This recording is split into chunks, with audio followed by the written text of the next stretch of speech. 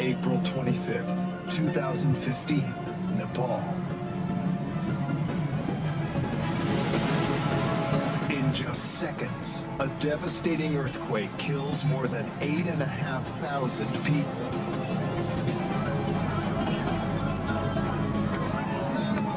Leaving countless more homeless. We both went in the doorway and we just held on. On Mount Everest, the quake unleashes a massive avalanche.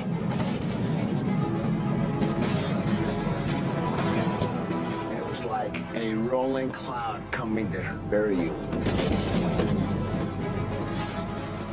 I really thought, is this the end?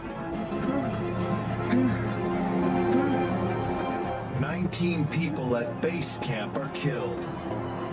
Dozens are stranded, some in desperate peril. I can't lose him. I need to save him. Buildings and villages collapse across the Kathmandu Valley. This is now a graveyard. Temples crumble.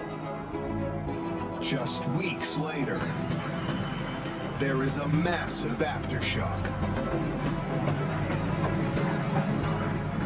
With personal footage from survivors, we tell the story of how they escaped from the mountain of death.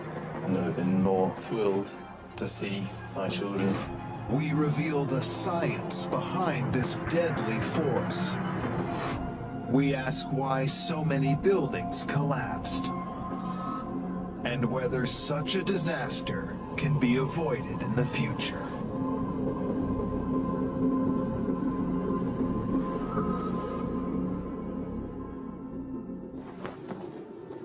It's the morning of Saturday, April the 25th, 2015.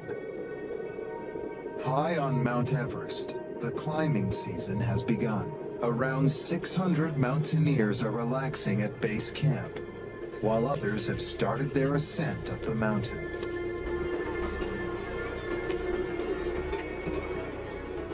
In the Kathmandu Valley, below the Himalayas, tourists are trekking through ancient landscapes.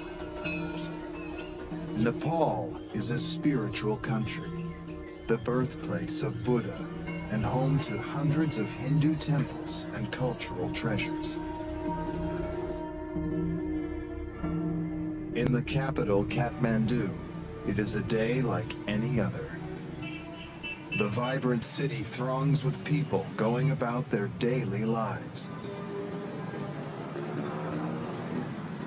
Then, at 11:56, everything changes. The earth begins to shake. An earthquake measuring 7.8 sends powerful shockwaves across the country.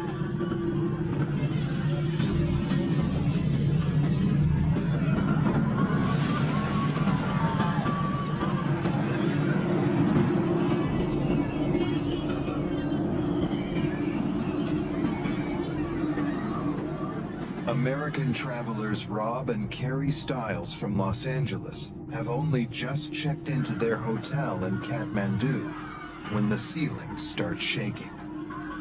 At first I thought it was just like flimsy ceiling, somebody walking above me. He looked at me like, whoa.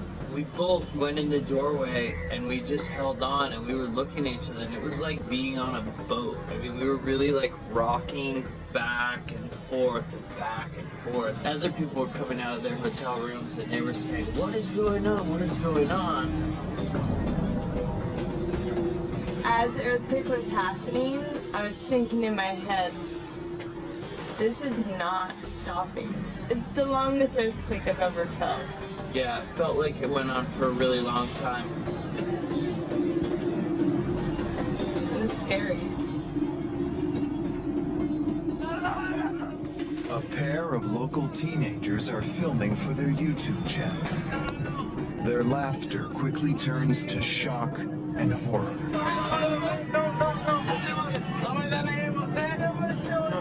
As the quake starts, they find themselves with their cameras at the heart of the disaster. I realized the ground was shaking, and I just picked up my camera and I walked through the city. People were searching all the people under the rubble, and they were helping each other. I just saw bricks and bricks all over the places. Homes and businesses are destroyed. Thousands of people have lost their lives. Untold numbers are injured.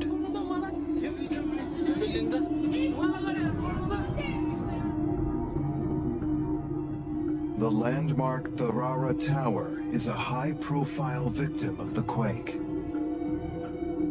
Many ancient religious temples literally fall apart as the earth shakes.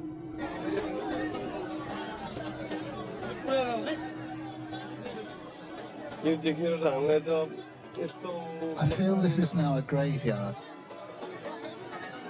This is where we played. This is where we grew up. Seeing all these temples destroyed, I feel so depressed.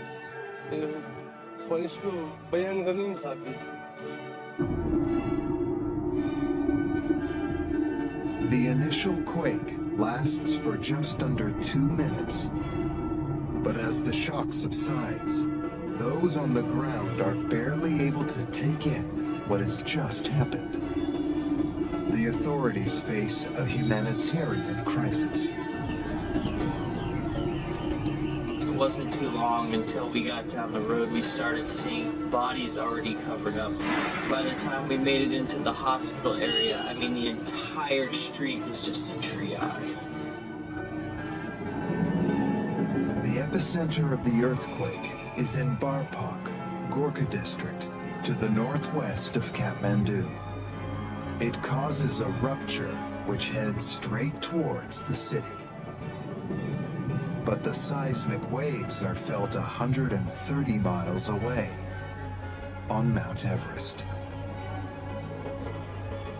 It's the height of the climbing season on Everest, and hundreds of adventurers are on the mountain.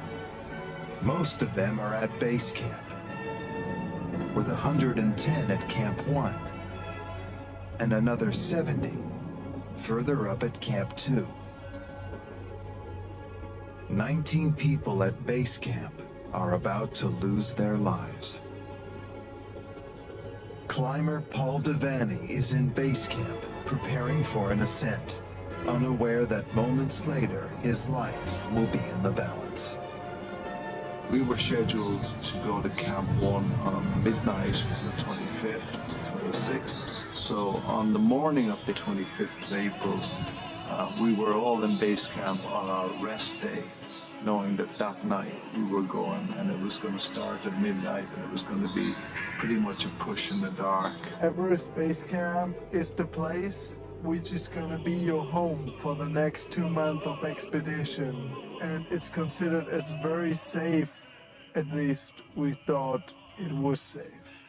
We were all sat around in our dining tent, our mess tent, just having a coffee, shooting the breeze, playing cards. And I was sat at the table, and I felt the table starting to move. And I thought, well, that's unusual. And it moved a bit more.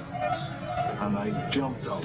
We ran out of the tent, and the entire glacier was moving very violently. The ground shaking was itself just a precursor to that most terrifying of natural events to face any climber. Oh, look at that, look at that, look at that. Ooh. An avalanche. We didn't know what was going on, and our sense at that particular point in time was that this is a huge, huge avalanche. It was like being on a sailboat. The ground was shaking really hard. Everything is shaking.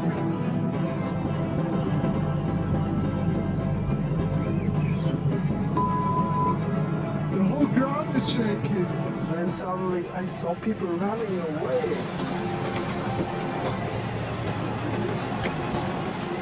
And I turned around and I saw this massive tsunami made of ice coming towards us. was hard to make out where the wall stopped and where the grey sky began. It just seemed to be as high as we could see and traveling at incredible speed, and it just kept coming. Our only option available to us at that point was to jump into the tent we'd come out of.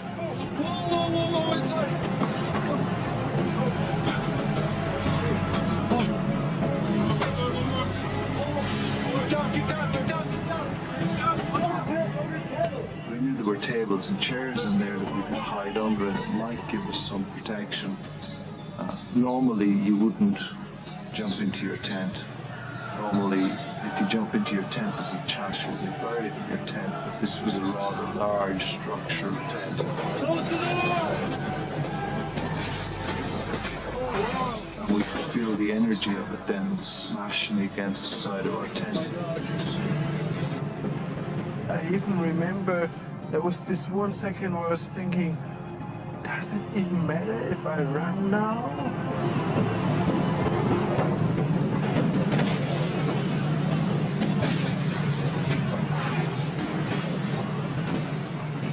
But then I decided just throw yourself behind something, get your head down, and we ended up laying behind a tent. Come out of my jacket! Come out of my jacket!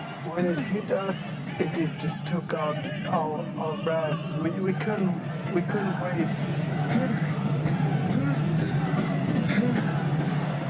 Basically, I opened my down jacket, and we all three got under my down jacket to be able to at least catch a little bit of air. And you know, I think that was the first moment in my life where I really thought, is this the end? Am I dying now? Oh, that's huge. That is huge. I've never seen anything close.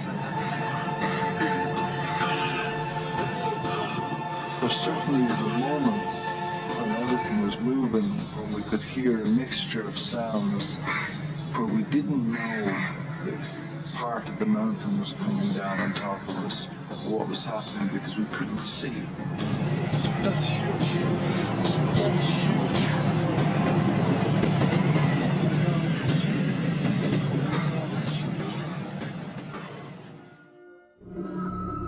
On the 25th of April 2015, an earthquake of 7.8 magnitude strikes Nepal, causing a massive avalanche on Everest. At base camp, the home for anyone making an attempt at scaling the mountain, the destructive force of the quake is just beginning to reveal itself. Mountaineers Joost Kobush and Paul Devaney are at base camp when the huge ice surge strikes. I turned around and I saw this massive tsunami made of ice coming towards us.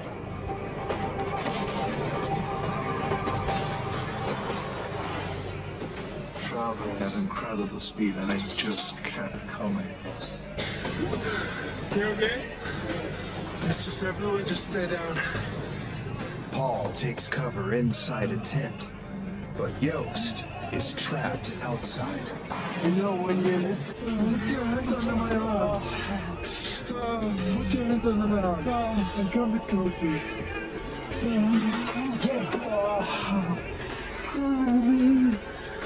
Can someone bring hand warmers or something? Oh, I have hand warmers in my tent. If you can, okay. Try to stay warm.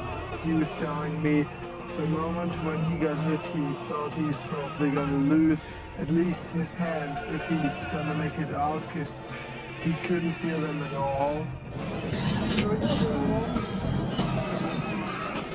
There was a nice cover and everything. And then I went out to catch hand warmers to our hometown.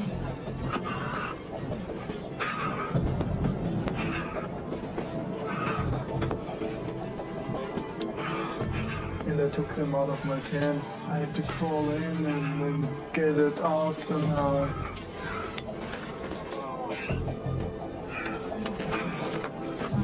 Excuse me? Excuse me? Excuse me? Excuse me? Excuse me?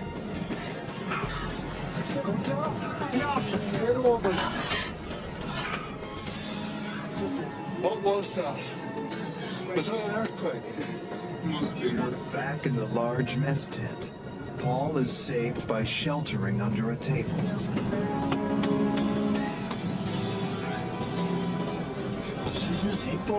Yeah.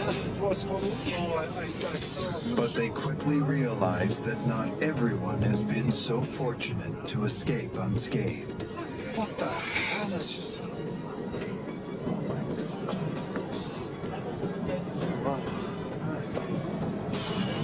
Base camp is decimated. The ice avalanche obliterates vast swathes of the tented community that has been home to around 600 people. Yost and Paul are among the fortunate ones, narrowly escaping death. We were only maybe about 50 meters outside of our camp when we started to see the extent of the destruction. It was like something, maybe a combination of a tornado zone and a plane crash, because we could see personal effects everywhere. It's just a mess. It was like a battlefield. And then within a couple of minutes, the radio started to crackle, and our guys, our Sherpa, got a call to say that there was help needed.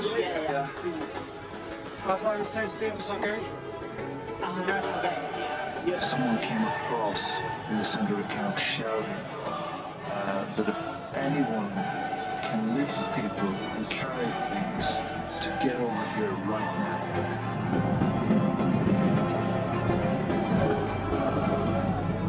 But there were no tents, and there were no camps, and as we started to walk a little bit further, it got worse and worse and worse. And miraculously, the medical tent survived. By the time we got there, the various Sherpa and expedition folks were ferrying the most seriously wounded that they could find to the medical people. And so at that point, we were taking instruction from the medical folks. What do you need us to do? So everyone at base camp, whether you were Sherpa or climb, whatever, everyone was carrying people, carrying supplies back, carrying water to the medics, and getting involved for the rest of that day. As the day wears on, the number of deaths rises to 19. It ends up being the highest death toll ever in any single incident on Everest. Sherpas, cooks, climbers, and a doctor all perish at base camp. Some of the survivors begin to ask, why has it been so deadly? Environmental geographer Dr. John Kodrowski had been taking photos of the surrounding mountains the day before the avalanche. His photos reveal part of the avalanche's deadly secret. Repeat photos that I have show it very well. Just on initial review is looking at this couple of jagged points of ice, and then in the after photos it's gone. John Kodrowski's photos reveal that the earthquake causes huge blocks of glacial ice to break off and plummet down the sheer cliff face.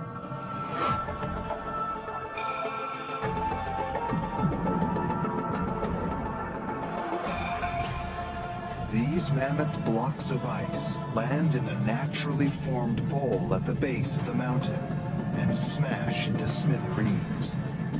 The impact sends millions of pieces of ice, rock, and debris flying across base camp with terrifying force. The injuries were more of something that you'd see like in the Midwest after a tornado, or like in Florida after a hurricane. People getting physically picked up and tossed for hundreds of yards, and then getting hit by rocks. There was a man impaled by a tent pole that I witnessed.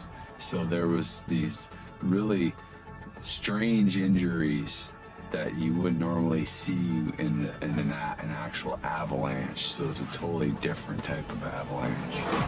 As the death and destruction on Everest becomes ever clearer, in Kathmandu, the extent of the devastation is only just beginning to register. We have taken out 13 dead bodies and we have rescued 6 people. We think about 13 to 14 bodies are still inside the rubble. Thousands are injured, and hundreds of bodies are being pulled from the rubble. Rescue operations are hindered by blocked roads and unstable buildings falling apart. As soon as the earth stopped shaking, we ran out of our hotel to see what was going on, and there was just a sea of bricks in our alleyway. People crying, people terrified, people confused. Each block we passed opened up a new door to us of like just how bad the damage was.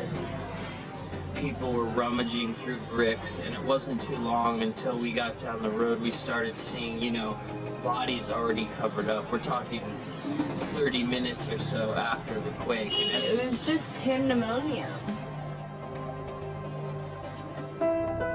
As the city of Kathmandu struggles to cope with the effects of the earthquake, news begins to emerge of catastrophic destruction in the surrounding valleys. Langtang Valley is one of the most spectacular regions in Nepal. Its intricate network of footpaths carved into the foothills of the Himalayas lay a trail for hikers. Academics Haley Saul and Emma Waterton are conducting research in the valley. In a stroke of luck, they leave Langtang village earlier than planned, a decision that will ultimately save their lives. Less than 2 hours after they leave the village, the earthquake hits, causing destruction along the entire Langtang Valley. Big earthquake struck. There were at least 2 landslides, and if we'd been anywhere on those landslides, we would have just been gone, swept away.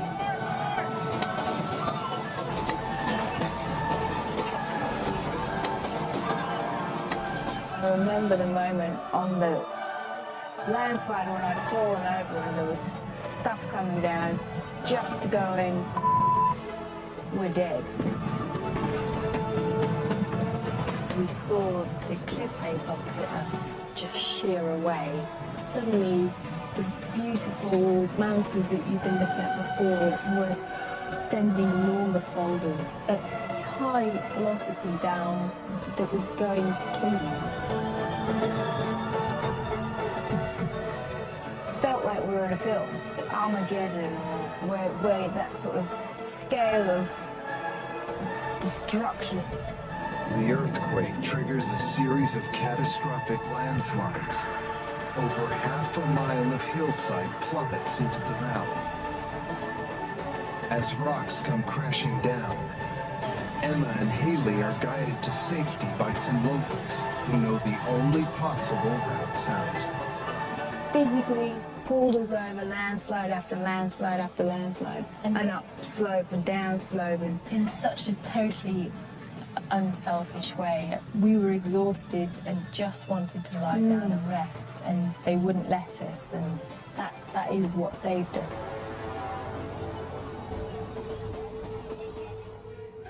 As the dust settles, the full scale of the tragedy is revealed. Across the valley, countless buildings have been flattened. Their villages gone. So many villages were just reduced to rubble. The death toll will run into the thousands. My mom and my brothers and whole villages, and they lost everybody, they lost their families. The village of Langtang that Emma and Haley had left earlier that morning is buried in its entirety. A mountain village with 55 hotels and guest houses, popular with mountain trekkers, is wiped out of existence. Back in Kathmandu, It's the colossal power of the earthquake itself that directly causes the destruction of so many buildings. But why do some of these buildings remain standing, while others are destroyed in seconds?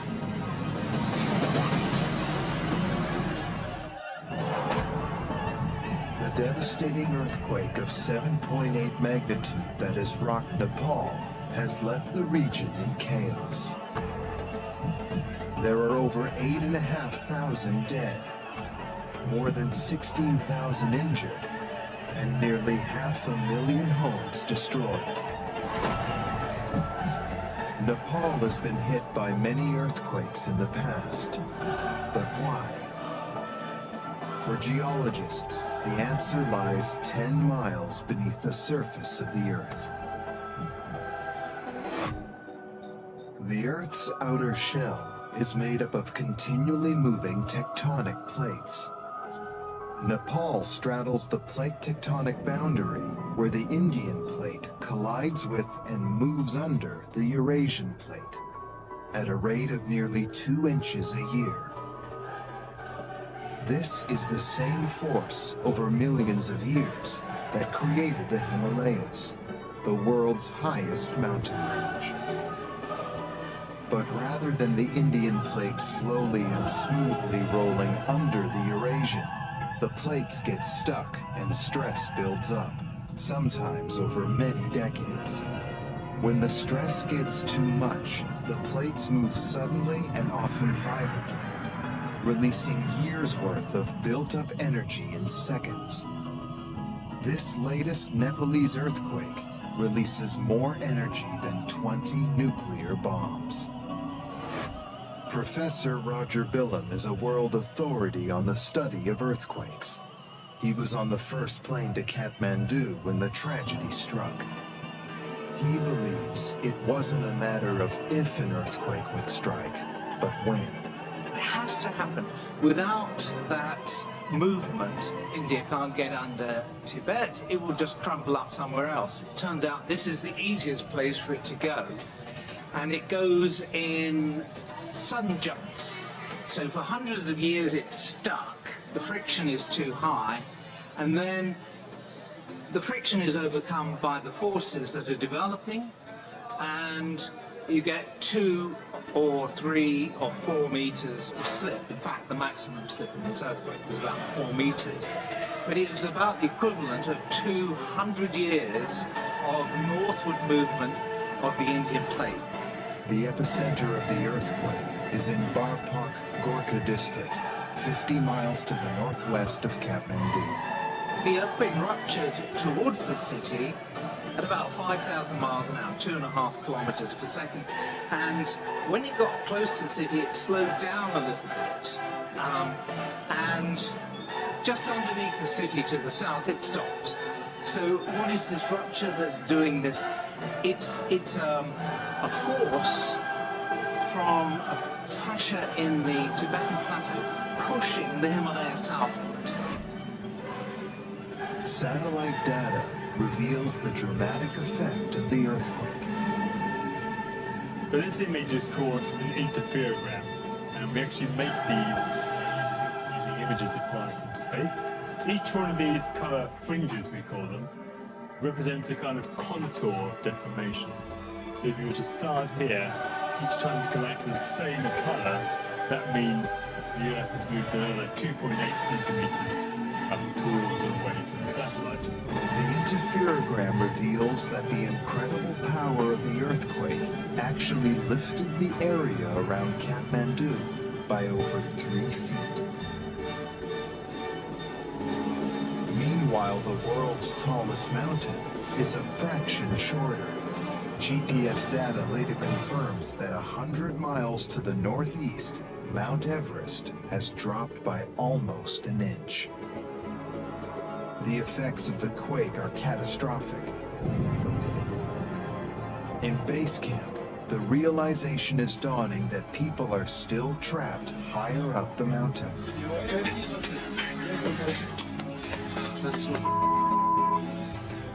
That's big.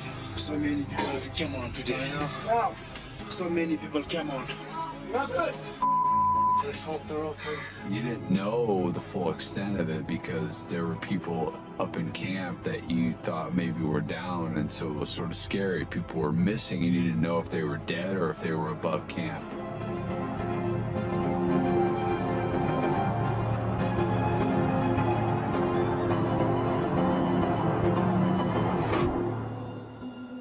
British climber Dan Wallace has left behind his wife and 3 children to accomplish his lifelong dream of conquering Everest. Hey, Ida Woods.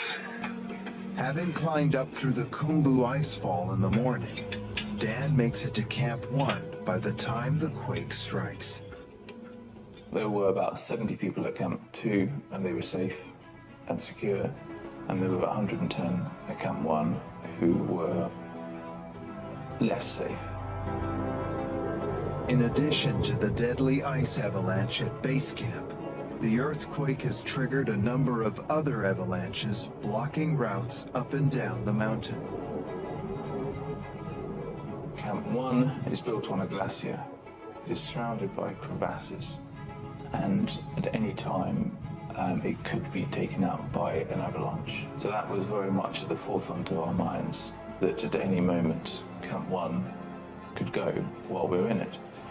But because of the excess snow from the avalanches, there was no route up to Camp 2 anymore. That was either destroyed, the route was either destroyed, or new crevasses had opened up.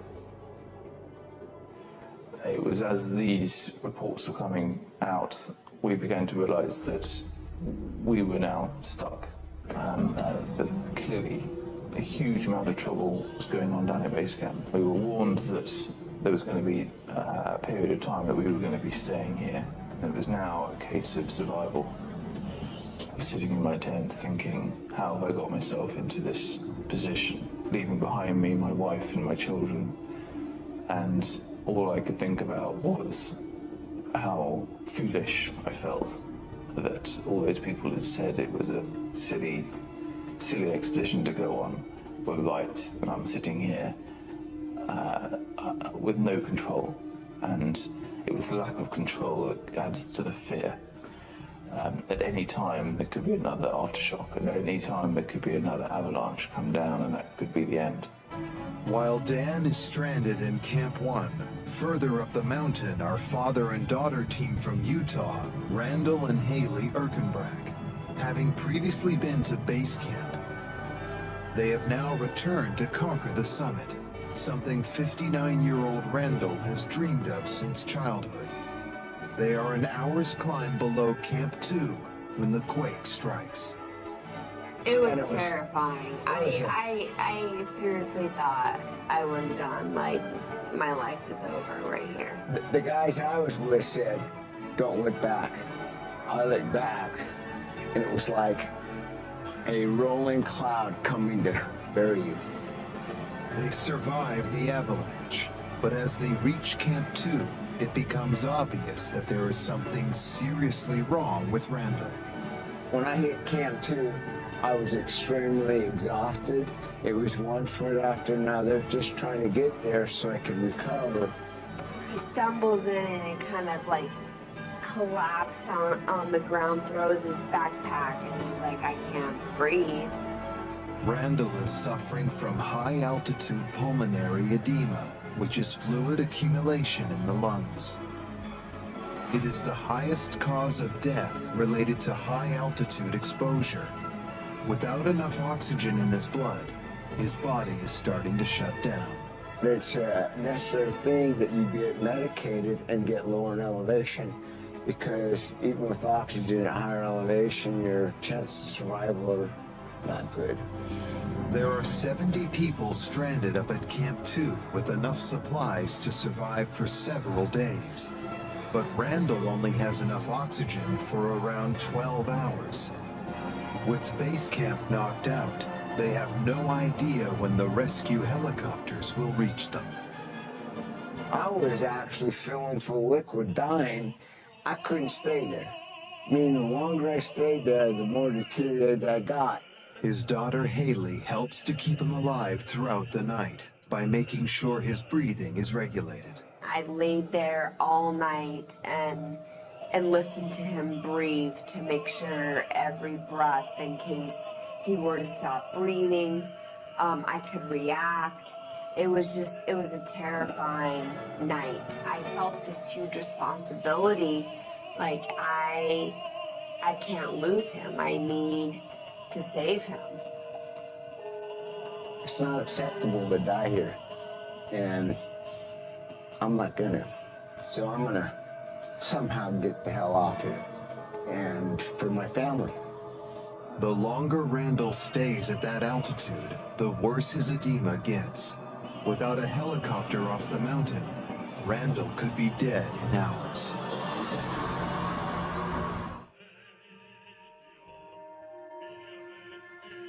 On Mount Everest, base camp has been devastated by an ice avalanche, killing 19 people, including a teenage Sherpa, a 61-year-old filmmaker, and a Google executive. American climbers Randall and Haley Erkenbrack are stranded at Camp 2. Randall has high-altitude pulmonary edema, a dangerous buildup of fluid on his lungs. His daughter Haley has spent the night trying to keep him alive. She, during the night, kept me breathing. I didn't know at that point that they were even trying to get a helicopter to get me off. I was just trying to survive the night. They need to get down quickly to get Randall to safety. But avalanches and aftershocks have knocked out the essential ladders and rope systems along the Khumbu icefall, their only route down to base camp. Helicopters are the only lifeline. Haley and the other crew got my gear, helped me put my shoes, and walked me a couple hundred yards to where they'd made a makeshift helicopter pad on ice, and we sat on a bag and waited. After an anxious wait, a helicopter arrives and begins the perilous journey to get Randall down to a safer altitude and urgent medical care. The pilot was very brave. We were going along the side of the mountain, Everest, trying to watch the mountain circle, and finally we got to base camp. The next morning, helicopters were working all of the time, getting the seriously wounded out first. But flying helicopters in the Himalayas is a dangerous business. Because of the thin air, rotors don't create as much lift, meaning they cannot carry very much weight. 180 stranded climbers had to be rescued 2 by 2. The helicopters are on their absolute limits. They're really struggling to go up. The rest of the day became a massive exercise of evacuation. It's a constant rotation of helicopters. Every 15 minutes you could see helicopter going up or down.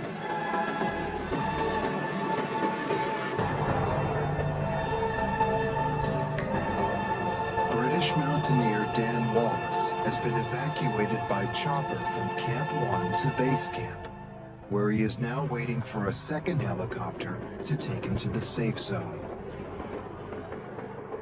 There were helicopters still moving up and down. There became a slot available on a helicopter. And this was 48 hours after arriving at base camp. But his flight down the mountain is a powerful reminder to him of a fate which could easily have been his. I waited for 7 hours at the helipad, and before I took off, the body of an American climber from our next door camp was brought up by his Sherpas. The body was that of Google executive Dan Fredenberg. He had suffered a fatal head injury during the avalanche. He was wrapped up in blue tarpaulin, placed on the helipad. before I knew it, I was sitting on this helicopter, flying down the valley with this poor old boy from the next door camp. We were taken down to Lukla. While we were at Lukla, there was these stories of the two Dans. I'm Dan, he's Dan, and there was this helicopter that came down with the two Dans in it. We're 2 years apart in age, no difference between us.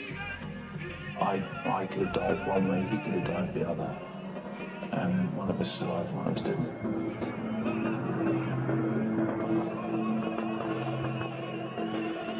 We were now into the sad reality that there was 19 people at base camp dead in a place that we all regarded as fairly safe.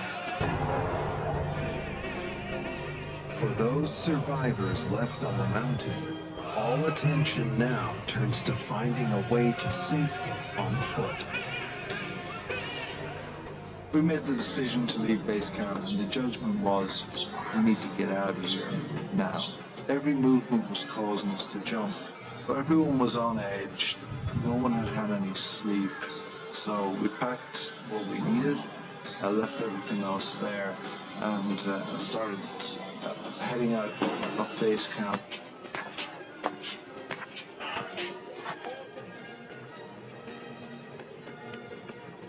But as they begin their trek, they are unprepared for the scenes that lie below. On the way down, I already saw that it was much, much bigger. We were only a small part of it in Everest Base Camp, and I knew before, but that was the time when I realized that everything was just so much bigger. I didn't know how to feel about going to Kathmandu, to be frank, because what we experienced was a kind of a little microcosm of the bigger tragedy that was going on in the country, and we were aware at that point, you know, that there was 5,000 plus people dead, and we were aware that quite a lot of that number was in the Kathmandu Valley.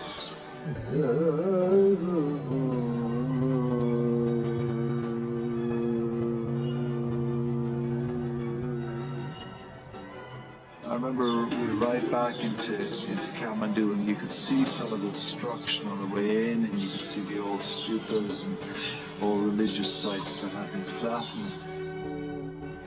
The earthquake has not only caused a tragic loss of life, it has also obliterated centuries of culture.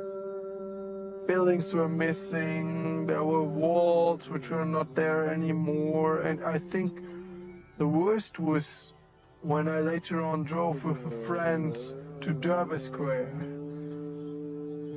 You know, last year I've been to Durbar Square. It's beautiful. It's very nice to be there, and you see it was only bricks now. In those squares now, really important and significant buildings have fallen down. So in the middle of the Durbar Square in Kathmandu, there was the guest house, you know, a place for travelers to go, and it was built in 1142. So it survived all these years, and now it's fallen down.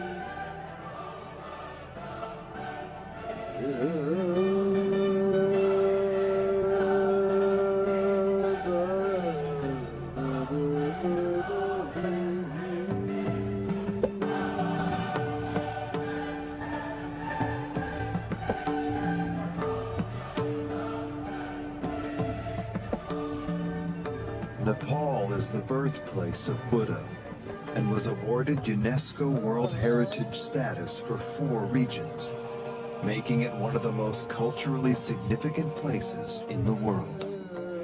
One of the things that's really extraordinary about the Kathmandu Valley is that it's really quite a small valley. It's around 200 square miles, the same size pretty much as Los Angeles, but it's dense with ancient and medieval and living sites. People in Nepal today go to these World Heritage sites, which constitute city streets, urban fabrics, Hindu temples and Buddhist shrines. They go there every day, either to worship or to hang out or to go shopping. I mean, they're very much a part of people's lives. And these have pretty much remained untouched. It's not heard of in other places. The Kathmandu Valley was pretty much closed until 1951. And the only way to get into the valley was by foot. Our culture is like when you are born, right? You follow the culture until the death. To perform all these cultural traditions, one has to go to the temple. Behind these rituals, that is all about the God. Where do the gods live?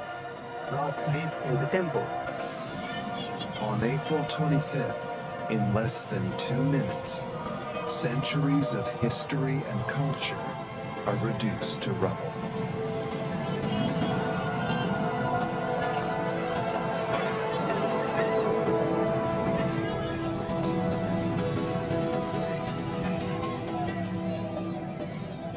Now there is no temple, meaning there is no God.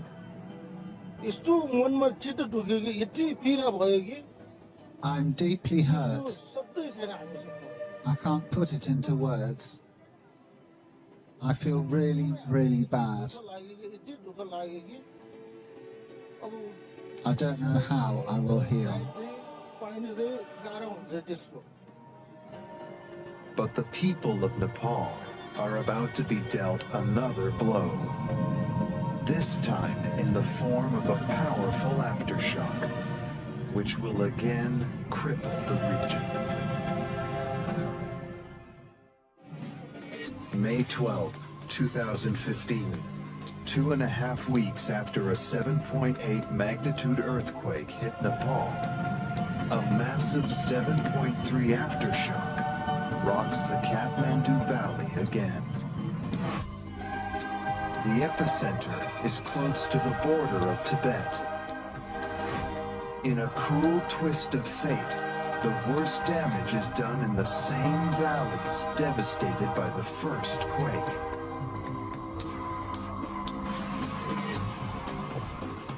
The already overstretched rescue services have to travel even further afield to even more remote areas.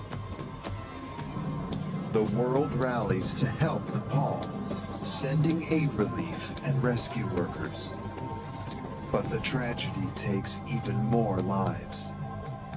6 U.S. Marines helping with rescue missions are lost along with 2 members of the Nepalese military when their helicopter crashes near Sherikot.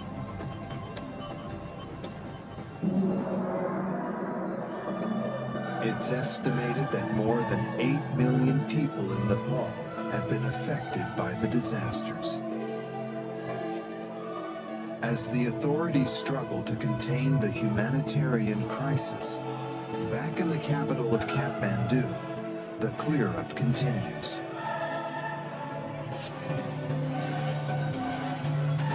Kathmandu's very legacy as an ancient crossroads means that there are many old buildings which were built long before the science of earthquake-proof construction. It's not earthquakes that kill people, it's the buildings. Build your buildings well enough, they can withstand any earthquake. If you put the same magnitude earthquake in LA with a much higher density of people, you will still probably have significantly less loss of life because of infrastructure. The worst kind of buildings, and we saw this in the Nepal earthquake, are old brick-type buildings. Reinforced concrete buildings are better, and in fact in Kathmandu you see many examples where the newer reinforced concrete buildings did stand up. If you brace the corners of buildings, you can withstand an earthquake.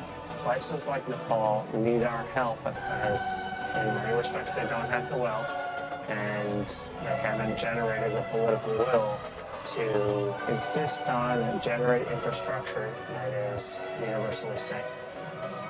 On the streets of Kathmandu, Earthquake expert Roger Billen surveys the earthquake damage firsthand. There are 4 steel struts through there that are holding that concrete pillar together, and it's just insufficient to withstand the enormous heave that occurred during the earthquake. In a small aftershock, they will in fact, this building could come down. What they will probably do is demolish it from the top down, but that's difficult because that will increase the amount of lean. So they'll have to prop the building up halfway. Incredibly dangerous undertaking. I really don't envy the people that will do it. Older buildings in Kathmandu are badly damaged, but out in some of the villages, there is total annihilation. The epicenter, it was in the mountains where earthquake-resistant structures are really rather rare. And the message about building buildings that won't fall down in earthquakes is really difficult to get out. The earthquake and its subsequent aftershocks have altered the entire topography of the region through a series of deadly landslides. And the impending monsoon season seems certain to compound the problem. You tend to find thousands of landslides in the mountains. The most perilous landslides are those that have come down and blocked rivers. The lakes are going to build up rapidly, and there is a great danger that at some point in the future they will in fact breach and produce huge floods downstream. So the earthquake is over, but the danger is not over, unfortunately. As Nepal struggles to recover, many people ask if science will ever be able to predict earthquakes. We can't predict earthquakes in the sense we can't say when they're going to happen, but we can forecast earthquakes. So rather like a weather forecast, we can say in general where we think they were going to occur and how likely they are to occur. So this earthquake that just occurred in Nepal was expected in that sense. So we have small earthquakes occurring along, particularly on the plate boundaries all the time. And that already gives us an indication of where friction is built up enough to cause earthquakes. A global network of GPS stations monitors the constant movements of these plates. Although scientists can broadly forecast earthquakes likely to hit in the future, it's of little comfort for the Nepalese people dealing with the effects of the Gorkha earthquake right now.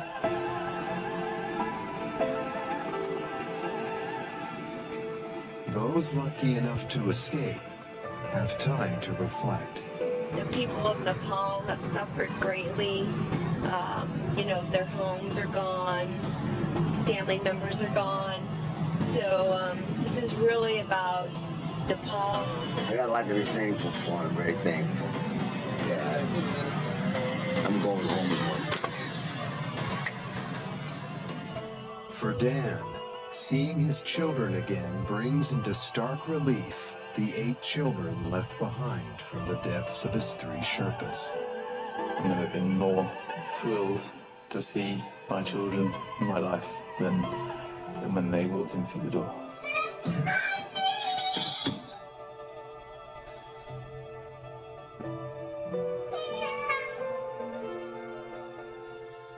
People who've been climbing mountains forever, they've always had their own reasons, and Mallory famously said, it's because it's there, that's why you do it. But reality, is it for your own glory? Is it to test yourself? At the end of the day, a fear is nothing but a selfish exercise. I wanted to see whether I could do it. It shouldn't have been a wild adventure, it should have been a nice, safe summit. It hasn't worked out that way. As the tourists flee the quake zone, the focus in Nepal shifts from rescue to recovery.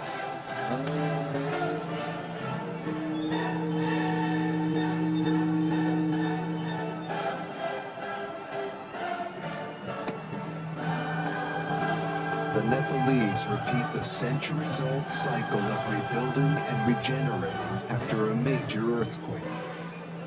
Faith and spirituality come to the fore as the dead are remembered. So I just like to request to all of you to pray for our Nepal, to say to all Nepalese. But one thing is certain.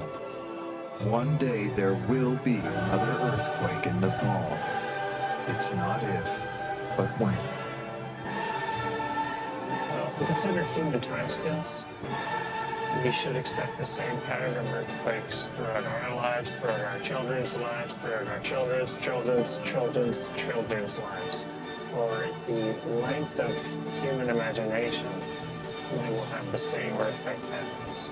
There will be regular earthquakes along the Himalaya front of this size and greater.